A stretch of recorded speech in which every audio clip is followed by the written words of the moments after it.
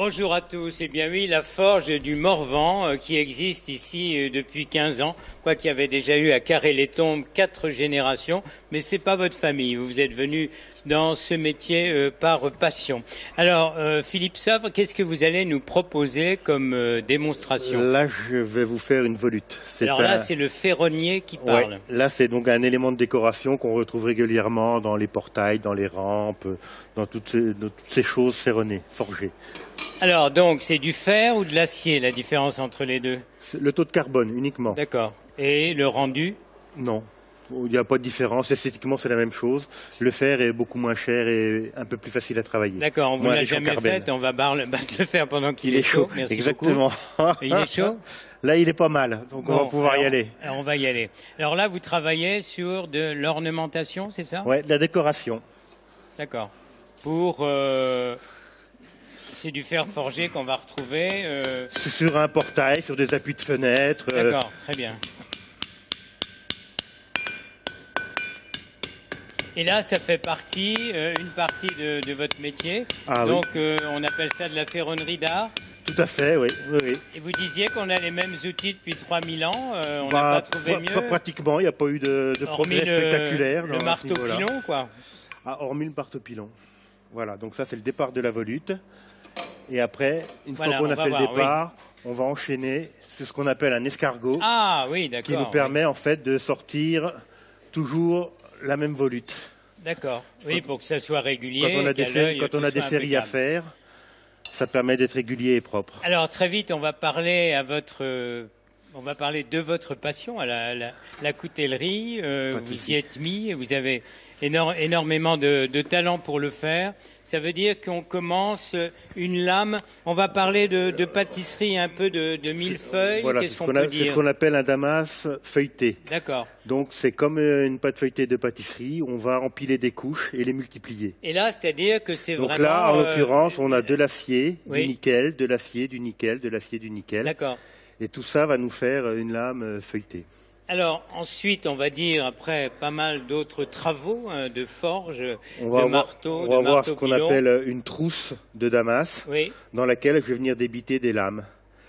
Lesquelles lames vont me servir après pour être montées sur des couteaux.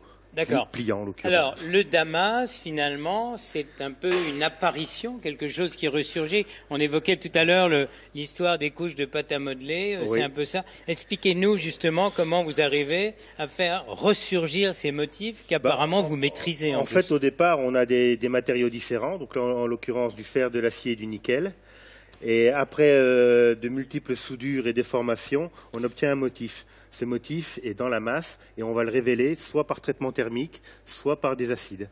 Très bien, ça c'est donc le damas. Et puis dans un couteau, il y a un peu un deuxième métier. Il y a celui qui fait la lame, c'est vous. Et puis celui qui fabrique les manches, c'est vous aussi.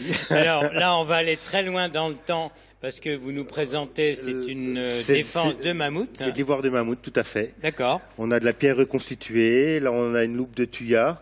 On a de l'os de girafe. On a de l'ébène, du bois de rose. On peut avoir tout un tas de matériaux à disposition qui permettent en fait d'embellir nos fabrications. Alors, je pense qu'on a déjà bien vu les couteaux. À chaque fois, c'est une œuvre unique.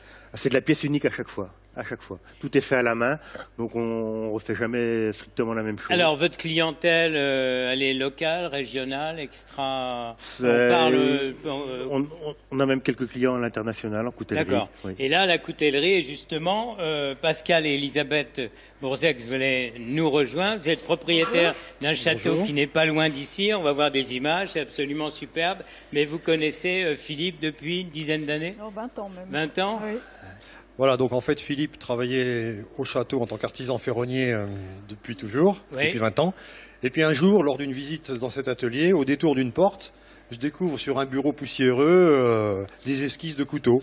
Et puis c'est là que Philippe me dit, j'ai une petite activité passion, la fabrication des couteaux. Et c'est comme ça qu'on a enchaîné avec lui sur la présentation de ces couteaux dans notre établissement. Alors, ils vous ont demandé des couteaux, parce que vous vendez des couteaux au château, qui est un hôtel aussi, mais ils vous ont demandé des couteaux pour le cuisinier. J'ai fait une panoplie pour le chef, exactement, en damas. D'accord. Donc, on s'est habillé de buis et de, je ne sais plus quel autre matériau, de l'ébène, je crois. L'ébène.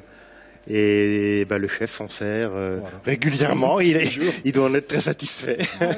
Alors justement, à vos clients, vous proposez des couteaux, j'allais dire comme ceux qui sont là, non, parce qu'ils sont tous uniques.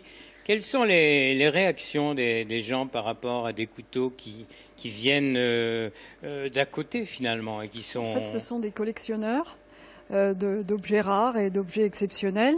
Et quand ils voient les couteaux que l'on présente, ils sont époustouflés par la qualité, la beauté et l'aspect unique et français du produit local.